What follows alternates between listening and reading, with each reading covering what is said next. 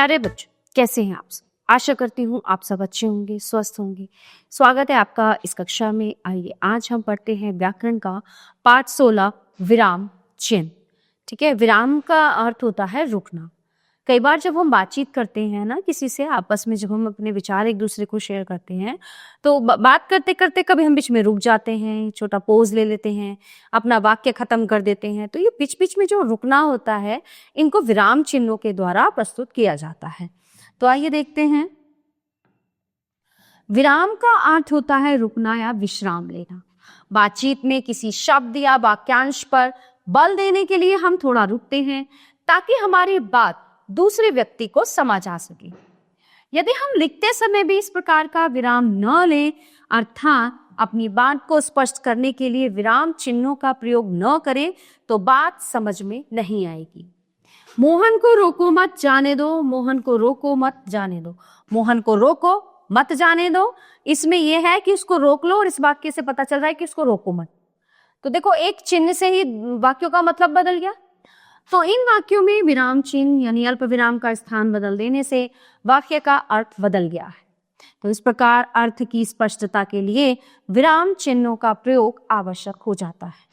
बोलने, पढ़ने और लिखने के समय भावों को स्पष्ट करने के लिए रुकने की प्रक्रिया को जिन चिन्हों द्वारा स्पष्ट किया जाता है उन्हें विराम चिन्ह कहते हैं।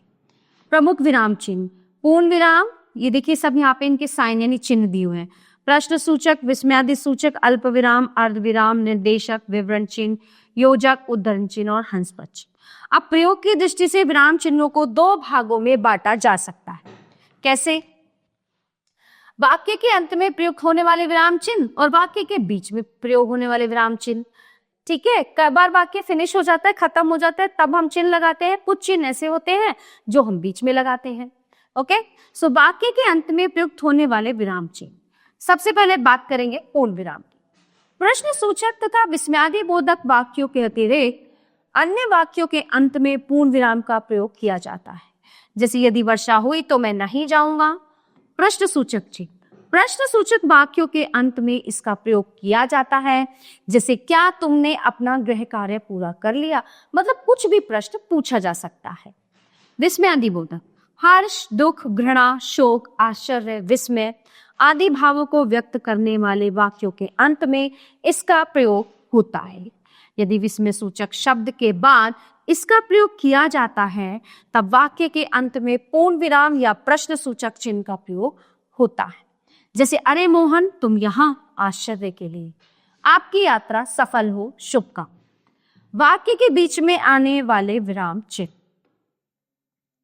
अल्प विराम, वाक्य में आए एक ही प्रकार के पदों, पदबंधों या उपवाक्यों को अलग करने के लिए अल्प विराम का प्रयोग किया जाता है। जैसे राधा, रमेश, गीता और श्याम पिकनिक पर जाएंगे, ये पद है। राधा की बहन, रमेश का भाई और श्याम की बहन एक ही कक्षा में पढ़ते हैं, पदबंध। वह स्कूल से लौटा, थोड़ा आराम किया और खाना खाकर सो गया, उपवाक्य। अर्धविराम, वाक्य में जहां अल्प विराम से अधिक और पूर्ण विराम से कम रुकना होता है, वहां अर्धविराम का प्रयोग किया जाता है। जैसे पर्यावरण हमारा रक्षा कवच है, आलस्य या तंद्रा मृत्यु है। निर्देशक, किसी के कथन से पहले और उदाहरण देने के लिए निर्देशक चिन्ह का प्रयोग किया जाता है। जैसे विकास ने कहा मेरी खिड़की भी खोल दो। अब आता है विवरण चिन्ह। जब किसी बात का उदाहरण या विवरण अगली पंक्ति में देना हो, तब विवरण चिन्ह का प्रयोग किया जाता है। जैसे अच्छे विद्यार्थियों में ये गुण होने चाहिए। योजक, समानार्थी या विपरीत युग्मों के बीच इसका प्रयोग किया जाता है।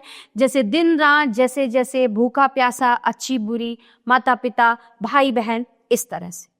अब बात करते हैं उद्धरण चिन्ह की।